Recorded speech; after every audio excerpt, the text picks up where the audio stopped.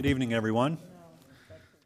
Thank you for being here tonight. This is a City Council meeting, and it is Monday, May 4th, 2020. We'll start this meeting with a roll call and determination of quorum. Nordstrom. Here. Roberts. Stroman. Armstrong. Lewis. Lehman. Drury. Evans. Drew. We have a quorum. Okay, thank you. Is Pastor Scott Wiley in the house? Okay, well, didn't recognize you. Our invocation will be by Pastor Scott Wiley, followed by the Pledge of Allegiance. Heavenly Father, we thank you for this time that we can be here in this place. We thank you for our community. We thank you for Rapid City and the state that we can be in. It's a beautiful area of the country. We thank you, Father, for our leaders, and we pray, dear God, that you would give them wisdom beyond themselves, that you would give them grace, and that you would help them to have good information to make good decisions. We just pray that there be a spirit of unity here and of community, and we pray it all in Christ's name. Amen. I pledge allegiance to the flag of the United States and to the republic for which it stands, one nation, under God,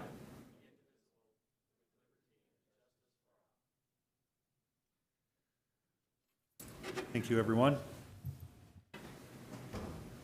Now is the time when we adopt the agenda, so the council members can adopt the agenda as written or make certain alterations to it. So would there be a motion? Motion to adopt by Drury and a second by Chad Lewis. All in favor of adoption of the agenda, say aye. Aye. Opposed, say no. Motion carries. Okay, item 1 on the agenda is a proclamation for National Travel and Tourism Week. This happens every year during this week.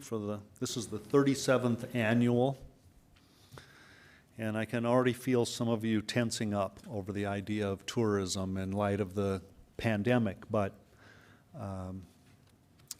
as we know from living in this area, nothing stops tourism. As long as the roads are unblocked, people are free to travel, they will be here over these summer and fall months. So I'm going to read this proclamation now. Whereas travel has a critical role within Rapid City and the Black Hills of South Dakota and provides significant economic benefits, including visitor expenditures totaling over $4.1 billion statewide, $1.45 billion in the Black Hills and Badlands region, and more than $788 million in Pennington County alone. And whereas travel has been the foundation of a healthy workforce, serving as one of the largest private sector employers in the U.S. and the 6th largest employer in South Dakota, employing 55,157 statewide, including 18,605 jobs in the Black Hills and Badlands region and 10,243 in Pennington County. And whereas businesses and workers in the travel industry were some of the first and hardest hit by the economic crisis resulting from coronavirus, with 83% travel-related businesses being small businesses and dependent on our community's support through and after this crisis. And whereas leisure travel, which accounts for more than 3/4 of all trips taken in the United States, spurs countless benefits to travelers' creativity, cultural awareness, education, happiness, productivity, relationships, and wellness. And whereas Rapid City will celebrate the impact of travel during the National Travel and Tourism Week, May 3rd through 9th, 2020, and even though we cannot welcome visitors in person, the spirit of travel and hospitality remains the enduring ethos of the travel industry in Rapid City, the Black Hills of South Dakota. And whereas Visit Rapid City is the official destination marketing and promotion organization for the city of Rapid City, now therefore I, Steve Allender, Mayor of Rapid City, do hereby proclaim May 3rd through the 9th, 2020 as National Travel and Tourism Week in Rapid City, and encourage the citizens of the entire Black Hills area to join me in recognizing the critical role this industry plays in South Dakota.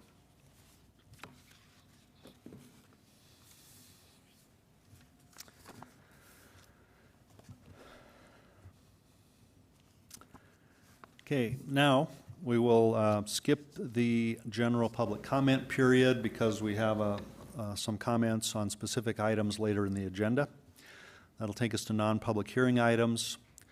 We'll open public comment on items 2 through 34.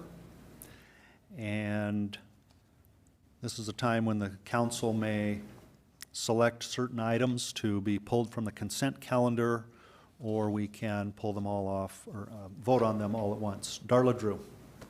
Item 13. Okay. Becky Drury. Thank you, Mayor. I'd like to pull 21 and 30, please.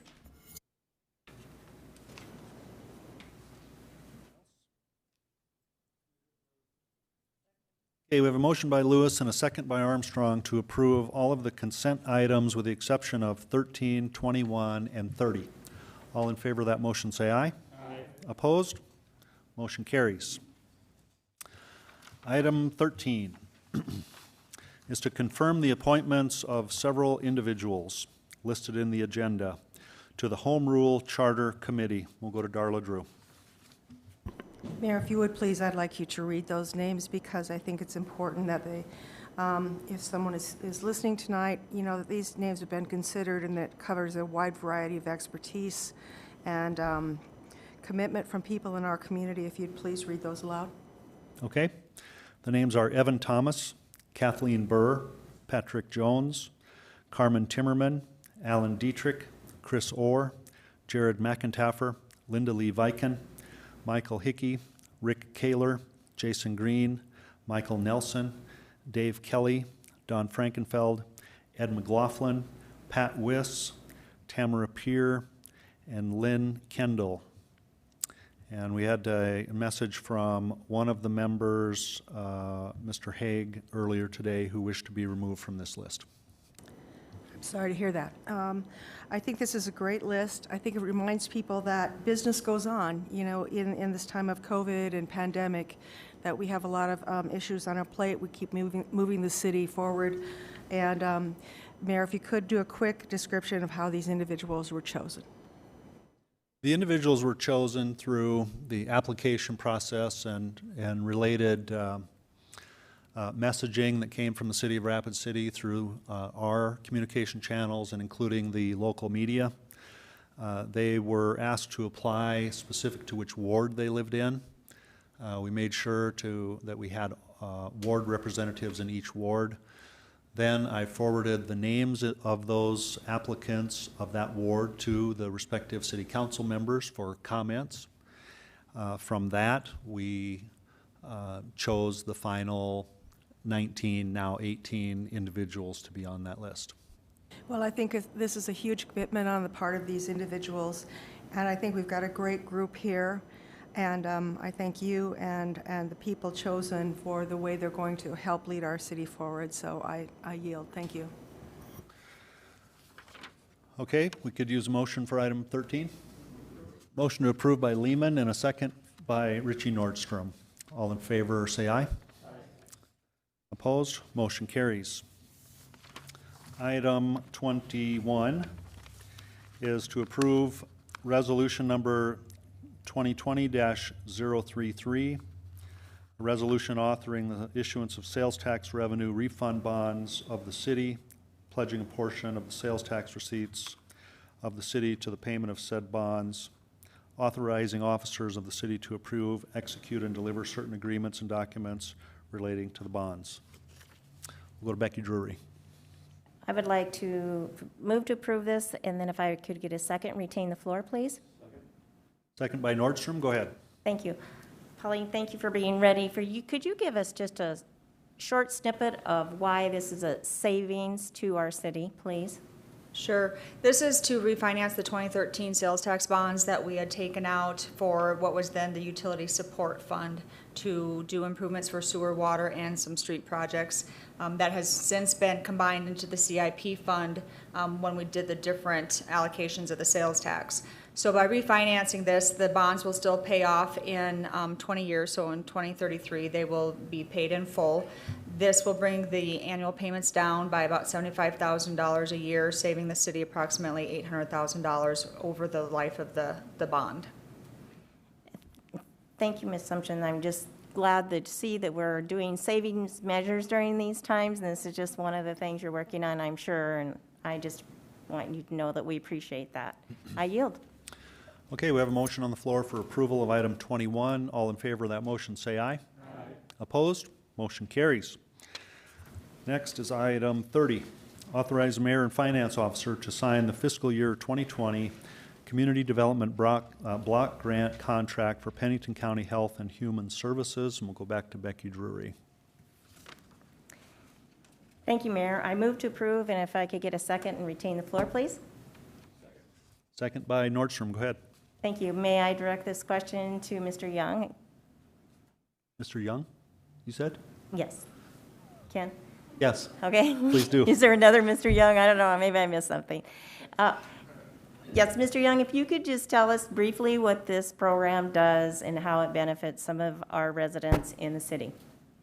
Yes, so this is a standard contract through CDBG funds that we've issued to this Pennington County Housing Board previously for Health and Human Services.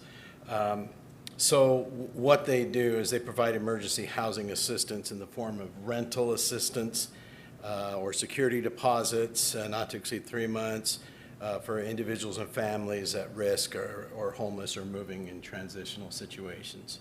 So this was vetted before our committee to review the funding for this year, and it was a $35,000 award that was. Okay, and we know that $35,000 isn't a huge amount, but it is helpful, and I know we had some people asking if the city, if there was going to be anything coming for the city through assistance, and this just is one of the ways we can help, and I appreciate that. That's correct. If I may just add, there is another fund coming through CDBG specific to the COVID-19 issue that we are underway with setting up the committee and getting applications in for additional funding. Okay, thank you. We have a motion on the floor for approval of item 30. All in favor of that motion, say aye. Aye. Opposed, say no. Motion carries. Okay, that takes us through consent, and now into non-consent items, 35 through 51. We'll open public comment on those items, and we have a speaker request form on item number 50 from Janelle Fink.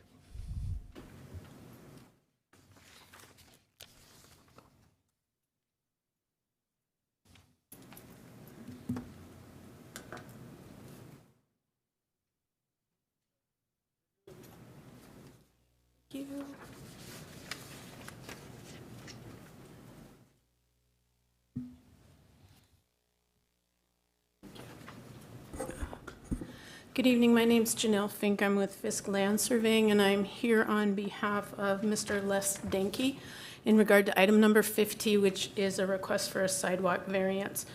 You may think you've heard every discussion there is to hear on the sidewalk variances, and I know you spend a lot of time on this, but I think and hope that this is a little bit of a unique situation, and maybe I can shed a little bit of a different light on the requirement or ordinance. Mr. Denke is a retired Vietnam veteran, lives on a fixed income. His house is located at 1906 Pecan Lane, and his property fronts not only Pecan Lane, but also East St. Patrick Street. This is Mr. Denke's area residence right over here. We were asking to waive the sidewalk installation for both Pecan Lane and East St. Patrick Street. Staff was supportive of the variance on Pecan Lane for several reasons. It's a narrow street, it's not paved, there's no storm sewer, there's some drainage issues, but they did not support the variance on East St. Patrick Street, nor did the committee, Public Works Committee, vote to support that. However, it was a split vote. Mr. Evans and Mr. Robbins, councilman, voted in our favor. Mr. Denke is one of only 5 single-family residences in a 2-mile stretch of East St. Patrick Street between Ivy Avenue to the east and Highway 44 to the west. There's a small amount of flood hazard area, but all the rest of the properties are commercial, industrial, or multifamily, all which have the ability to generate income to help pay for improvements like sidewalks. Mr. Denke's residence was built in 1936. His subdivision was platted in 1952 when it was outside the city limits. It was subsequently annexed probably in the 70s or 80s. On Mr. Denke's property, installation of a sidewalk with either curbside or property line is going to require the removal of several large trees and a significant hedge, all of which provide screening from the noise and traffic on East St. Patrick's Street. So the removal of the trees and hedge not only alter the nature and character of Mr. Denke's property, but it adds to the expense of site preparation and sidewalk installation. We were estimating that he was looking at about $6,000 to $8,000 of expense for the sidewalk just to build a garage, which is triggering this permit. Now, there's currently 2 triggers for the sidewalk installation: new construction or expansion of an existing use by 20% or more, or increase in occupancy. First, let's take a look at the requirement for new construction. While it sounds like an equal requirement, it isn't really an equitable or fair requirement.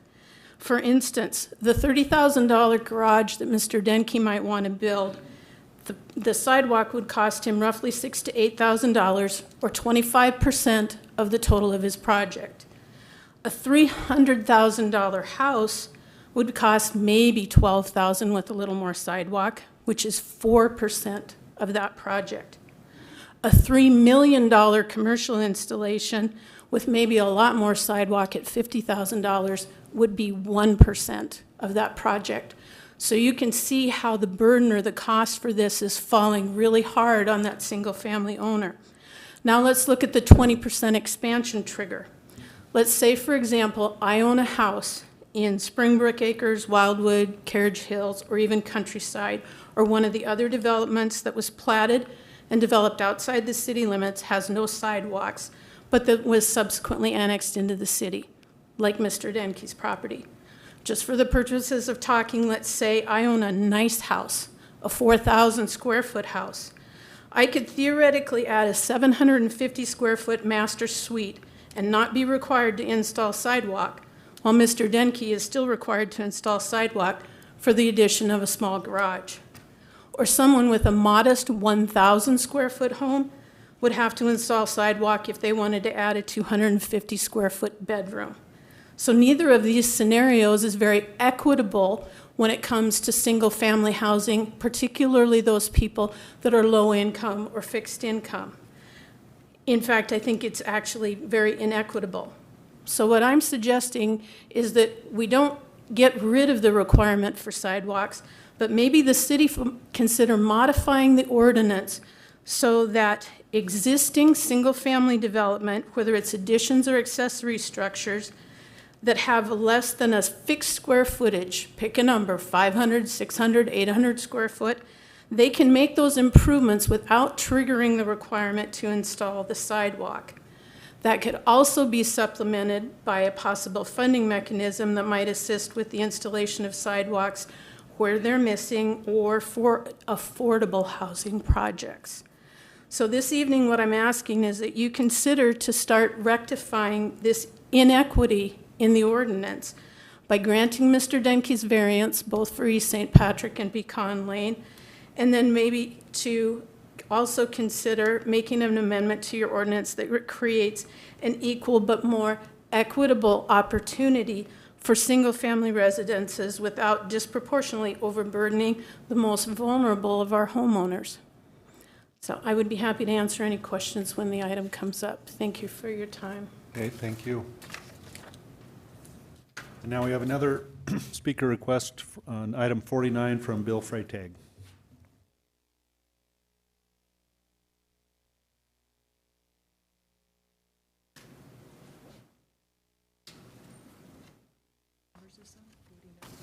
Thank you, Mayor and Council. I sent some pictures in. Can we get on the screen what the one I labeled Hendrick Street 4?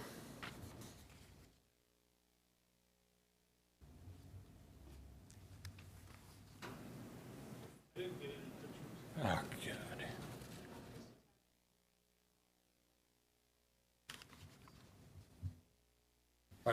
Are they attached to the agenda?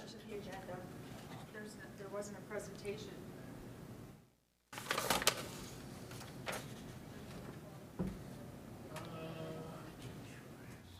We'll see if we can get it up here. Okay.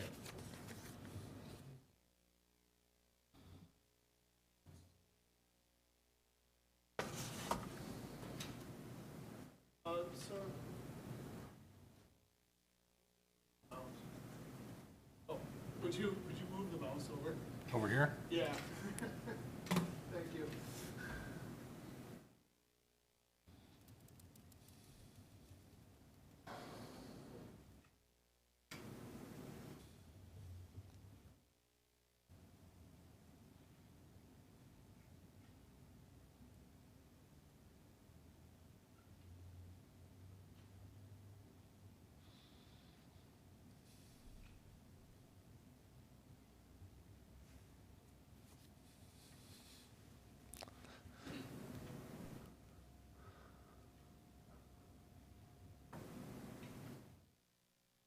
Is this the one?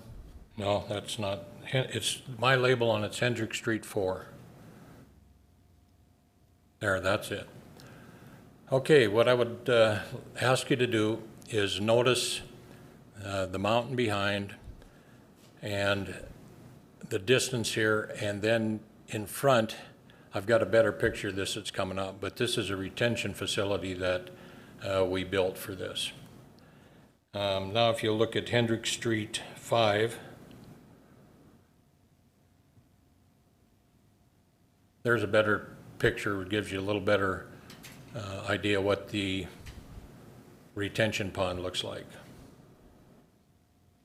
Okay, now I need to tell you on July of 2019, in 45 minutes, we had 3 inches of rainfall. And my engineer told me that was it was either a 10-year or a 100-year event, which we have to design for. Now, please put up for me Brook Street number 1.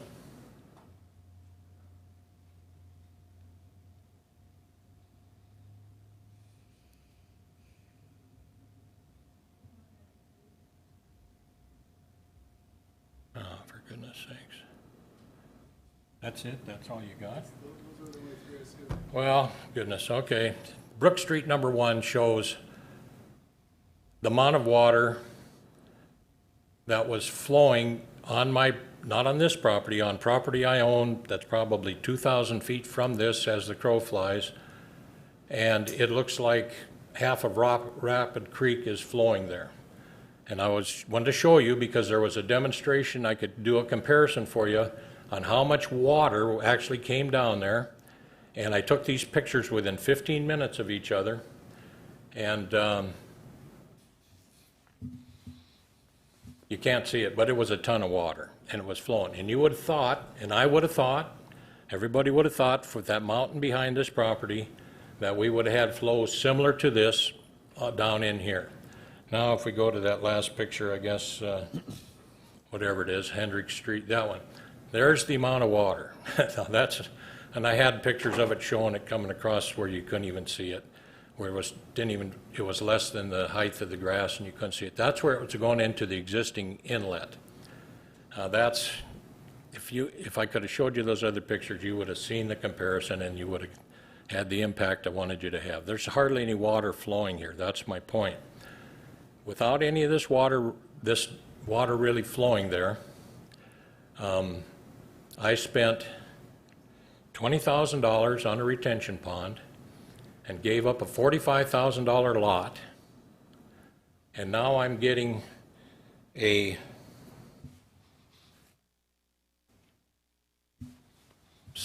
drainage assessment fee for not 27 bucks like it says on your paperwork there, but for $982.12. I already spent a ton of money to take care of a water flow that was never there. And when I bought this property, I asked, and I talked with John about it, John Roberts about it. John went door to door, asked the neighbors if they'd ever seen a lot of water on that lot. Now, John can testify whether that's true or not.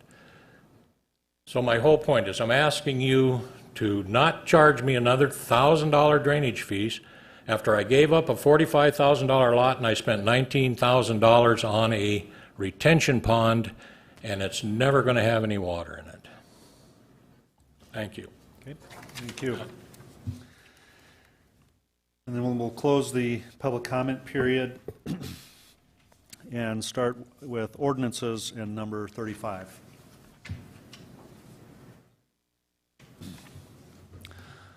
Number 35, first reading, ordinance 6389, an ordinance amending section 17.06 of chapter 17 of the Rapid City Municipal Code.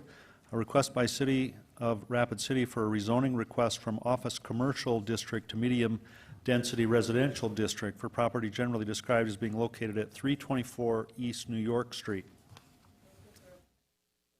Motion to approve by Drury, second by Stroman. Richie Nordstrom. Thank you, Mayor. I was going to do the motion and all that stuff, but I just wanted to applaud everybody for coming in with these next 14 items that we've got on this agenda. It looks very good and very positive what's going to happen for Rapid City. For me, it kind of tells us what our future looks like in the short term. And so I'm very excited about seeing all of these projects coming forward. And I want to thank everybody that's been involved in this, developers, staff, everybody else, Planning Commission, et cetera. It's been involved in this, bringing us forward. So thanks to all of them. Okay. All right, we have a motion and a second to approve item 35. All in favor, say aye. Aye. Opposed? Motion carries. Item 36, first reading, ordinance 6390, an ordinance amending section 17.06 of chapter 17 of the Rapid City Municipal Code. A request by the City of Rapid City for a rezoning request from office commercial district to medium density residential district for property generally described as being located at Settlers Creek Place.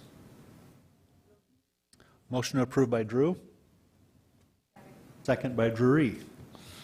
All in favor of approval, say aye. Aye. Opposed? Motion carries. Item 37, first reading, ordinance 6391, an ordinance amending section 17.06 of chapter 17 of the Rapid City Municipal Code.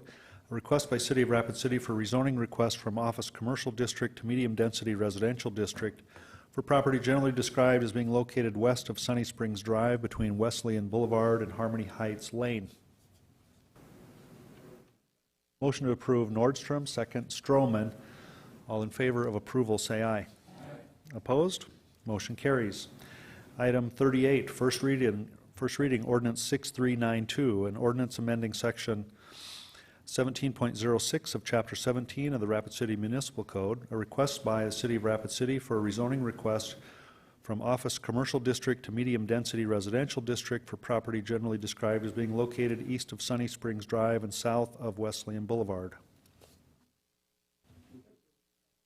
Motion approved by, was that Nordstrom? And a second by Drury. All in favor of approval, say aye. Aye. Opposed? Motion carries. Item 39, first reading, ordinance 6393, an ordinance amending section 17.06 of chapter 17 of the Rapid City Municipal Code. A request by City of Rapid City for a rezoning request from office commercial district to low density residential district 2 for property generally described as being located at the eastern terminus of Table Rock Road.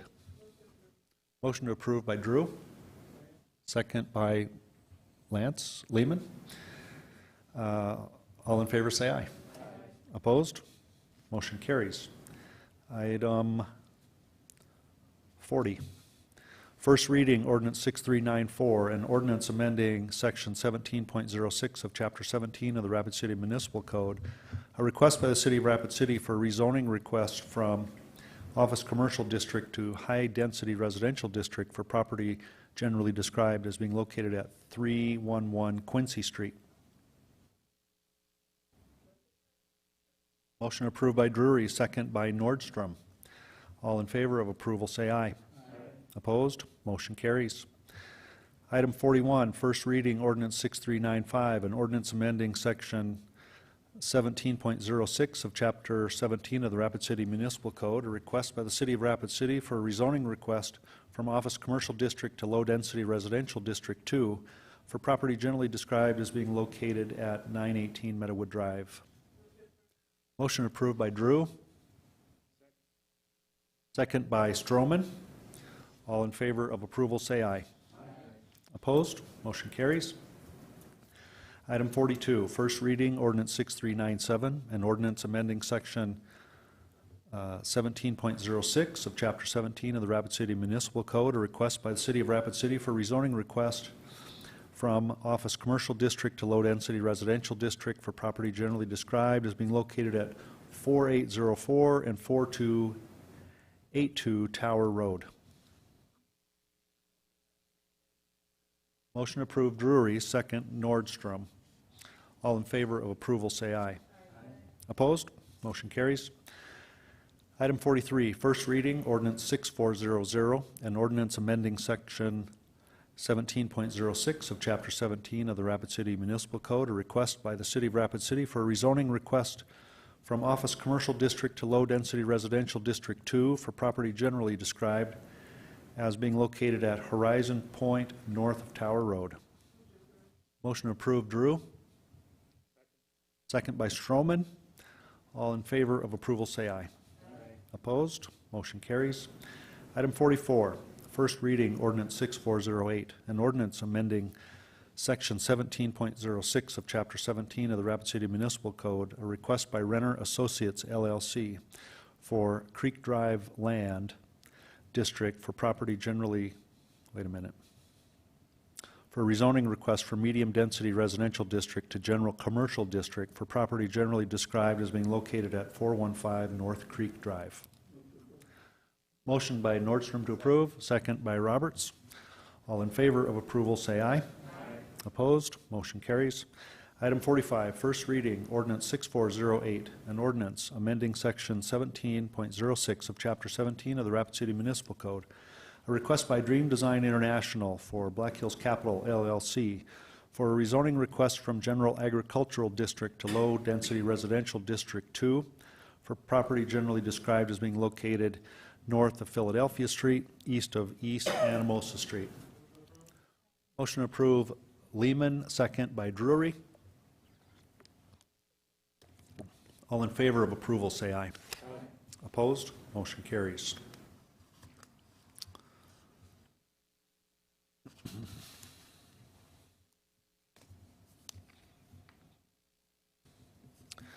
Item 45, first reading, ordinance 6408, an ordinance amending section 17.06 of Chapter 17 of the Rapid City Municipal Code, a request by Dream Design International. Is this a do-over? No, 46. Okay, well, I just wanted to know if you wanted to go back and revisit 45. Item 46, first reading. They all sound the same.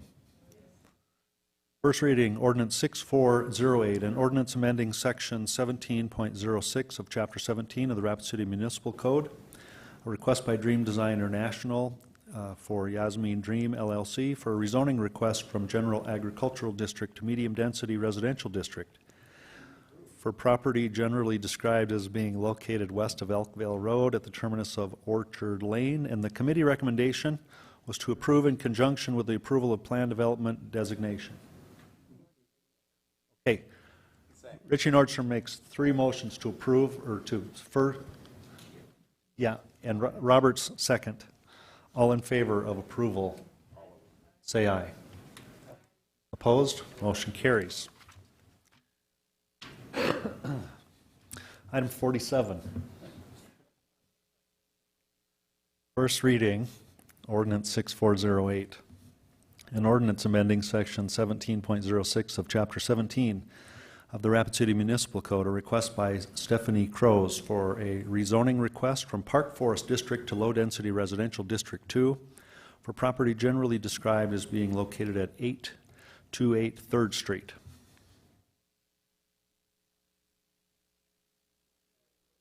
Motion to approve Roberts. Second by Drury. All in favor of approval say aye. Aye. Opposed? Motion carried. Okay, motion passes with one no from Darla Drew. Item 48. First reading of ordinance 6294, an ordinance amendment amending Chapter 17.40 to revise permitted and conditional uses in the office commercial district.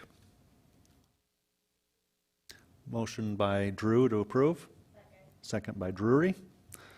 All in favor of approval say aye. Aye. Opposed? Aye.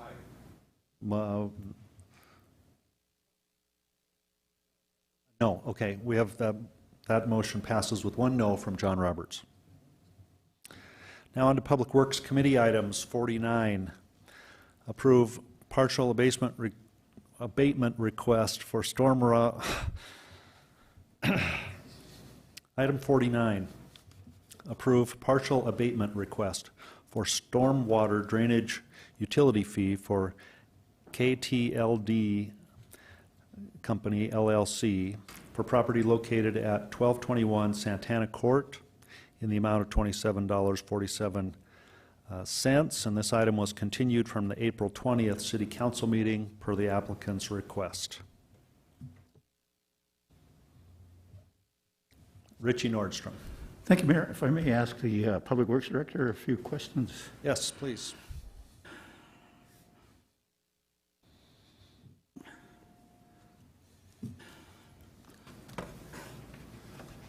Thank you, Mr. Tech. Do you have any kind of information for us? You heard the presentation by Mr. Freitag, and I was looking for engineers' estimates and design and all of that. I'm assuming that's coming from the applicant? Or please correct me. Correct. The information that Public Works put together is attached to the agenda, and if you don't mind, I'll read you a portion of that. Please. The subject property was a 50.78 acre lot in 2019, and after platting, it is now a 49.36 acre lot. The property is mostly forested land located in the northern portion of the city and has an active building permit for residents. The property primarily drains to the Haynes Avenue drainage basin with a small portion draining to the Box Elder Creek drainage basin. The owner, as you know, is KTLD CO LLC. In approximately 2008, a detention facility downstream of the subject property, which would have been I believe Rockin' Ranch Estates, was built as part of the subdivision requirements. After Caitlin's Development LLC purchased the property in 2019,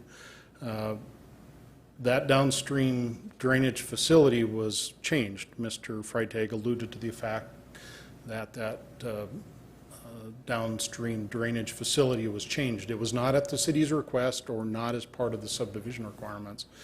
He chose to do that himself to create another developable lot along an existing street. So staff's recommendation is quite simple. There was an additional lot created. It reduced the overall size of the property that he now occupies, the 49.36 acre lot. And that reduction of the stormwater drainage utility fee is the $27.57 that was computed by our stormwater engineer, and that's what staff recommends approval. If I may add to that a little bit more, every property in Rapid City, with the exception of city-owned property and county-owned property, pays a drainage, stormwater drainage utility fee. Federal property, churches, they all pay the fee. State properties pay the fee.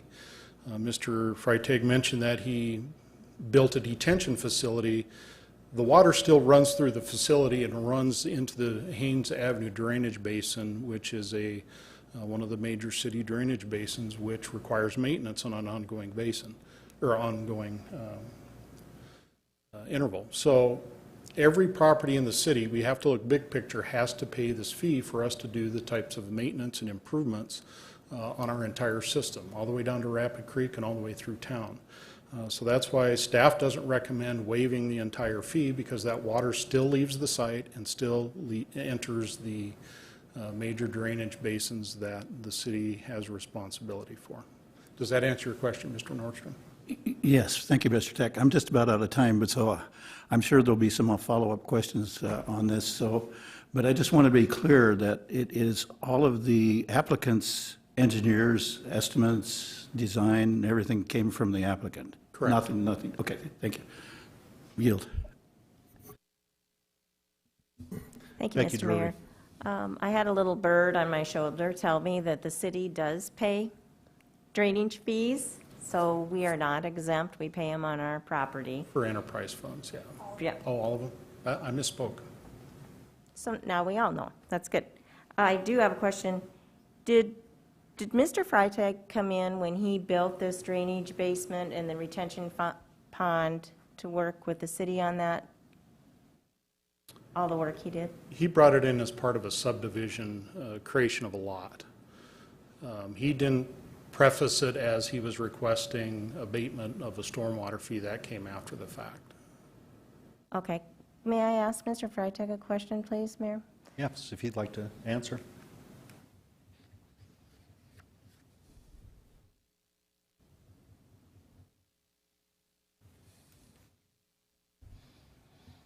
Good evening, Mr. Freitag. When you built the retention pond and all the work you did moving dirt around and everything, what was your understanding about the drainage fees, and did you have any Well, expectation of that? I had knowledge that we have drainage fees in the city of Rapid City, but can I clear something up that is a misunderstanding here? Go ahead. I worked with the city. The city required that. That first picture, that picture I showed you where that little stream of water was, that was the original downstream, according to Mr. Tech, facility to handle this water. Well, if that was all that was needed downstream, I was good to move that upstream 100 feet or whatever and get it off of that lot, but I couldn't do that. They wouldn't allow me to do that. What they made me do, the city of Rapid City, was build that detention pond that I showed you that is not going to run any water. In July, when I took those pictures, the ground was saturated because we had a wet year. And then we had either a 10-year or a 100-year rain event, and I couldn't generate any more water coming to that detention pond that I built than what you can see going to the original one, which,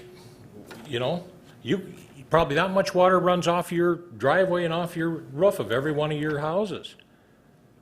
Okay, I would just needed to know if you had worked with the city. You said you spent $45,000, and I was just curious on that. So I yield. I did spend $25,000. I spent $19,000, more than $19,000 on that pond, but I lost a $45,000 lot to build it on. And it wasn't a new lot that I had just platted either. That lot was already there. Maybe someone else will ask you some more questions, like this guy coming up, John Roberts. Of course I will. Is my mic on? Nope. It shows it's on. Is this one on? Yeah, go back to the other one. I'll turn mine off if you turn yours off. So, Mr. Freitag, I looked at that drainage many times for many years. You called me up. I think the first time I looked at it was 17 or 18. We had a 100-year event. That's the one that flooded a lot of Ward 2 down along the Meade Channel down there. Yep. I went up there and looked at that drainage. If you showed that big inlet there, that whole inlet wasn't even wet. The bottom of that culvert was about 4 foot deep, and less than half of that in there was wet from all the water that came off that hill, which was really nothing. And it's weird how very little water comes off of that hill. And the reason on this it shows up as 121 Santana Court, which usually you don't see a drainage pond have an address on it, is because that was the pre-platted lot that he moved the drainage to so he could get the lot to the south of there that originally had that drainage in it. There's got to be some way that the city can actually go and measure flows of water, because this property has very little water on it. The way it sits in that bowl there, everything that comes off the hill pretty much soaks into the ground before it gets down there. And like Mr. Freitag said, even a really, really wet year, there's still nothing running down there. And I do agree, $1,000 a year for a drainage fee off of your property that's not running any water down it is a little bit ridiculous, but So, Mr. Freytag, what would ultimately, what would you like out of this? What do you think is a fair and equitable? Well, I think I would like to pay what everybody here typically pays on their residence, which is about 30-some bucks. All of that area up there pays about 35, 37 bucks. How you get from $1,000 to giving me 27 bucks, It's because they took off the part of the land, I would imagine, that's in the, I don't know, I can ask Dale Tech that question in a minute, but I'm guessing it's because they took that area where the drainage pond is off. But that's just my guess. I'd have to ask Mr. Tech. One thing that would be helpful for everybody to know is all these pictures, my engineer gave those pictures to all the engineers on second floor, said, listen, this is a 10-year event. Everybody knows the ground is saturated. This is all the water we got, and we prove it by these pictures. And second floor wouldn't budge because Bill Freytag can spend $19,000. If it was John Doe, it would probably move it, for $3,500 and be done with it. But Bill Freytag or Hanny Shaffey doesn't get the same treatment that a lot of people in Rapid City do. And now, because of that, all my neighbors, where this new place where I'm going to go live, I had to put this eyesore in that they get to look at now. Right next to their property, right across the street from it, it's a damn eyesore. And it was totally unnecessary, and it's unjust to charge me now another $1,000 every year after the money that I've already paid. The other thing I want to remind you of is that it's a fee. It's not a tax, it's a fee. And when you collect a fee on my property, you've got to show me a benefit that offsets that fee. And I don't think you can show me a benefit. The amount of water that actually gets into the drainage basin and goes down is not any more than what comes off of John's house or Lance's house or Chad Lewis's house. Thank you, Mr. Freytag. I imagine I got 36 seconds. Mr. Tech, can I ask him a question? Thank you, Mr. Tech, or Mr. Mayor. Dale, how do we calculate for larger properties like this, larger residential properties like this? This isn't a residential property. This is an agricultural property. The percent impervious was only estimated at 1%, and that's with the development that's on it. So this is the lowest rate that a person can be charged for property in the city of Rapid City. This is 50 acres, mind you. This isn't a quarter acre or a fifth of an acre lot. This is 50 acres of property that drain into the city's drainage system. I know that, and I know very much how much water comes off there, and it's minimal to very, very little water has ever came off of that property. Thank you, Mr. Tech. Okay. I don't believe we have a motion. Does council have a motion? Darla Drew. I move to uphold the recommendation of the city as written. Okay, we had a second by Richie Nordstrom. So on item 49, that is to approve a partial abatement request of $27.47 on this property. All in favor of that motion, say aye. Aye. Opposed? Aye. Roll call, please.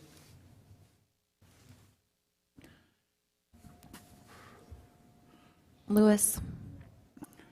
Lehman. Drury. Evans. Drew. Nordstrom. Aye. Roberts. Stroman. Armstrong. Aye. Motion passes 5-4. Okay, thank you. Item number 50, request from Fisk Land Surveying and Consulting Engineers for a variance to waive the requirement to install the sidewalk along East St. Patrick Street and Pecan Lane, Rapid City, per City Ordinance 12.08.060. The committee recommendation was to deny the variance on St. Patrick, approve the variance on Pecan Lane, and that motion carried. We'll go to Bill Evans. Thank you, Mr. Mayor.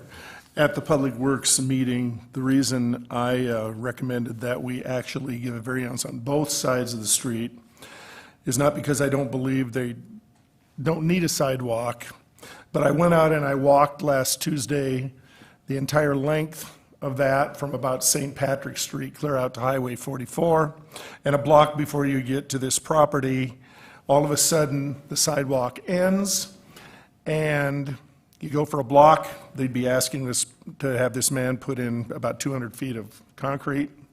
And then it's going to end again, and all the way out to Highway 44, another good half mile or so, there's no sidewalk. Now, all that land out there, as you're approaching the airport road, is getting developed at present. And there's going to be a time in the very near future that that's all going to need a sidewalk as well. And I think that, like Mr. Nordstrom said the other day, maybe we can help this homeowner find an alternative funding source in the meanwhile. But as far as making him do this right now, I don't see any purpose for it, because it's not really doing anything. It's just another sidewalk to nowhere. But sometime in the near future, the entire thing has got to be done, because frankly, that's a pretty good pedestrian corridor. And I can see a lot of foot traffic, especially as more of that stuff along the airport road is developed. So I would like to recommend an alternate motion here, if I can do, I don't know the procedure actually, but to allow the variance on both sides for now while we explore possible alternative funding for some of those property owners. Like Ms. Fink said, it is inequitable. Some of those people have been there a long time. They are extraordinarily modest homes, and I just frankly don't see how they can afford to pay for it. So something's got to be done, but I don't know if this is the way to solve the problem. So that would be my motion to give a variance on both sides. Okay, we'll take the motion from someone else since you spoke on the issue before you made the motion. Okay, John Roberts. Thank you, Mr. Mayor. And I'll make the motion to approve the variance on both streets. So that would be what, Pecan Lane and East St. Patrick Street. We have a second from Lance Lehman, so go ahead if you want the floor. Thank you very much. I appreciate it. Janelle, can I ask you just one real quick question?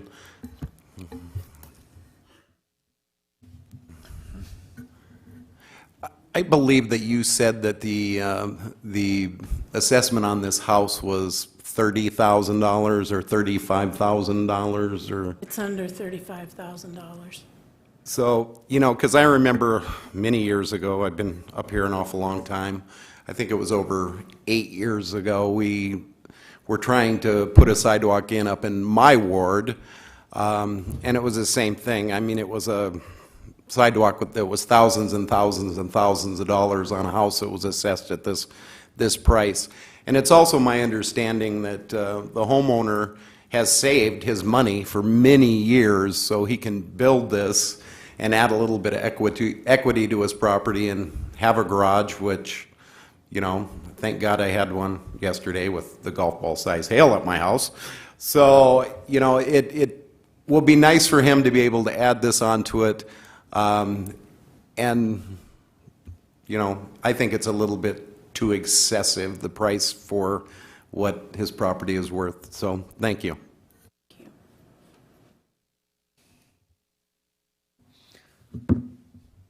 Richie Nordstrom. Thank you, Mayor. I'm going to be voting no on this motion because I'd rather see the taxpayers' money spent on street construction, road construction, and not paying for sidewalks. Because the need for road constructions, and I've always been an advocate for fixing potholes and not necessarily replacing or making people put in sidewalks. So I would like to see that we do more effort on putting sidewalks in. Mr. Evans mentioned earlier that we were looking for other alternatives for financing. We did do that, and it wasn't able to accommodate us for that reason. But we haven't stopped looking. Staff is also checking into that as well to see if there is some other alternatives for financial assistance on it. And again, I'll just come back to say that it's no reason why the taxpayers have to pick up the tab for this when we do road reconstructions on projects like this. So I don't think it's fair to the taxpayers when the benefit goes to the property owner. Thank you. Darla Drew. Mayor, could you please tell me the motion again that's on the floor? The motion is to approve the variance on both East St. Patrick Street and Pecan. But not that we have to identify another funding source? No. Okay. I am going to vote in favor of no sidewalk at this time, which is not like me, but because of Councilman Evans' comments that the sidewalks didn't go any farther and didn't go actually to this man's property, I will, say that it is a sidewalk to nowhere. When it's all called in, I think it would be a better move. And as long as we're not identifying any type of monetary help in this case, I would vote for no sidewalk. The guy is putting in a $30,000 garage. Is that correct now? That's pretty nice garage. But I'm not going to judge on that. I'm just going to say he doesn't have to do a sidewalk at this time. Thank you. Okay, motion on the floor is to approve the sidewalk variance on both Pecan Lane and East St. Patrick Street. All in favor of that motion, say aye. Aye. Opposed?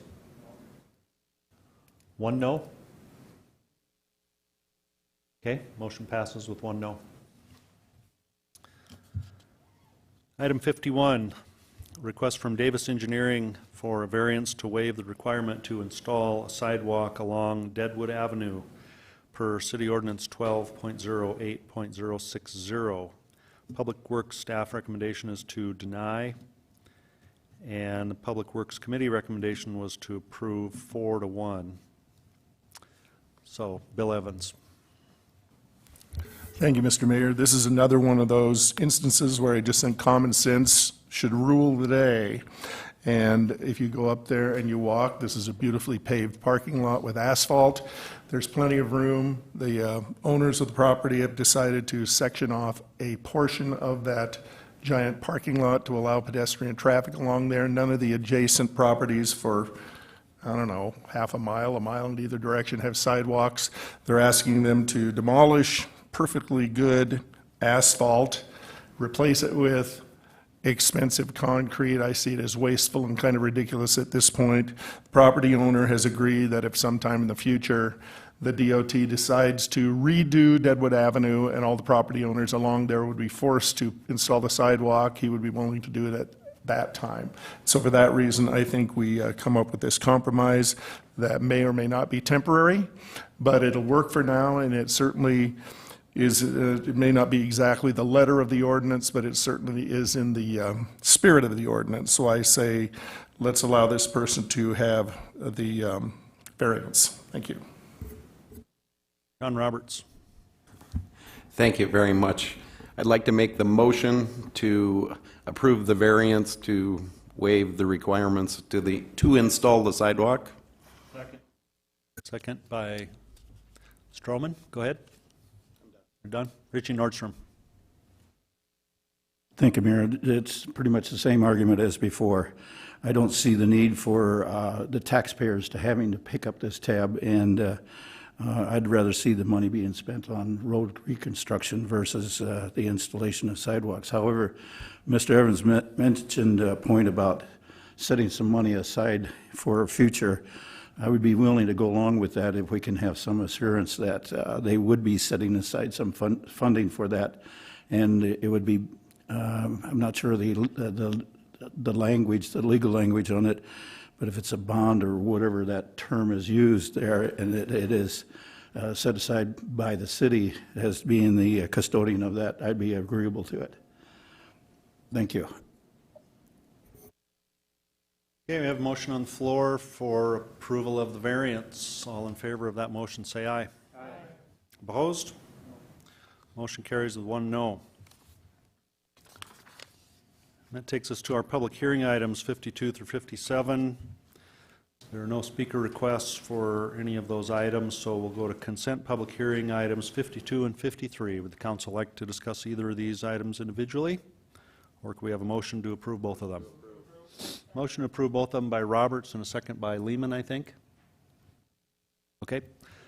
All in favor of approval say aye. Aye. Opposed? Motion carries.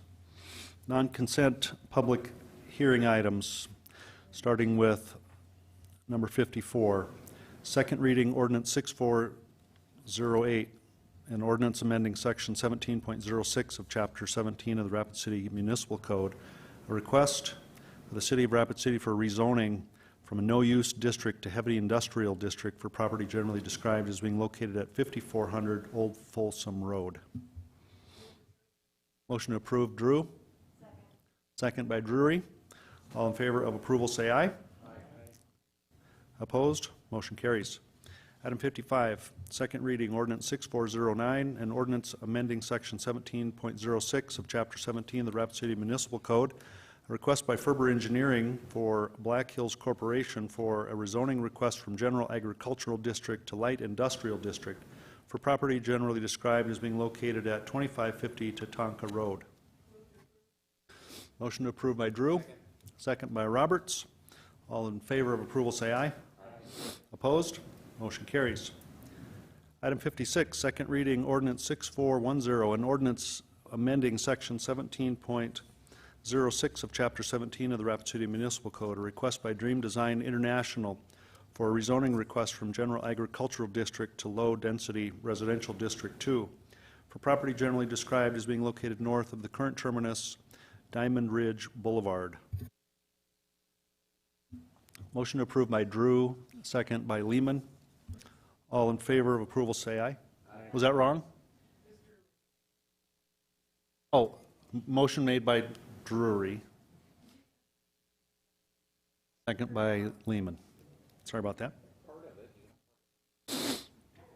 Item 57, second reading ordinance 6411, an ordinance amending section 17.06 of chapter 17 of the Rapid City Municipal Code. A request by Dream Design International for a rezoning request from General Agricultural District to Medium Density Residential District for property generally described as being located at the eastern terminus of Garden Lane.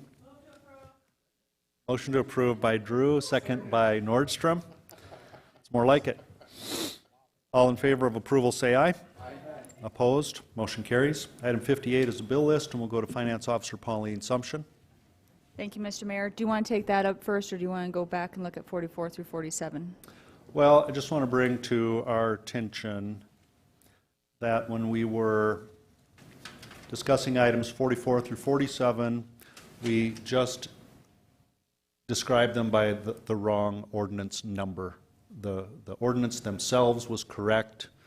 The number, which was 6408, really should have been 6414, 15, 16, 17, and those. It doesn't affect anything, just so you know what was being done. We'll change that for the minutes. Thank you. Pauline Sumption. So there are no additions to the bill list, and the total is that which is attached at $8,638,717.68. Motion to approve, Lewis. Second by Drury. All in favor of approval say aye. Aye. Opposed? Motion carries. Motion to adjourn, Armstrong. Second by Roberts. All in favor say aye. Aye. We're adjourned. Thank you.